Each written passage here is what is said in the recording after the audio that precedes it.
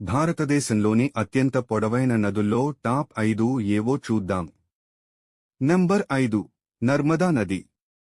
పొడవు 1312 కిలోమీటర్లు. ప్రవహించే రాష్ట్రాలు మధ్యప్రదేశ్, మహారాష్ట్ర, గుజరాత్. నంబర్ 4 యమునా నది. పొడవు 1376 కిలోమీటర్లు. ప్రవహించే రాష్ట్రాలు ఉత్తరాఖండ్, హిమాచల్ ప్రదేశ్, హర్యానా, ఢిల్లీ, ఉత్తరప్రదేశ్. నంబర్ 3 కృష్ణా నది. పొడవు 1400 కిలోమీటర్లు. ప్రవహించే రాష్ట్రాలు మహారాష్ట్ర, కర్ణాటక, తెలంగాణ, ఆంధ్రప్రదేశ్. నంబర్ 2 గోదావరి నది. పొడవు 1465 కిలోమీటర్లు.